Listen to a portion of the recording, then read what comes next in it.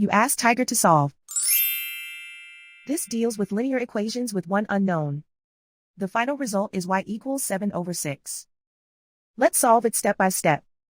Group all constants on the right side of the equation.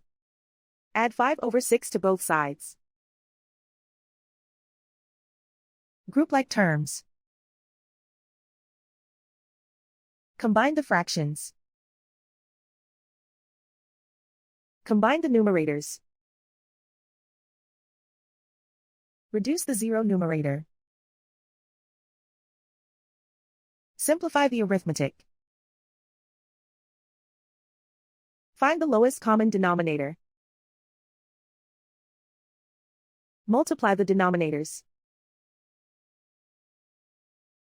Multiply the numerators. Combine the fractions. Combine the numerators. And so the final result is y equals 7/6.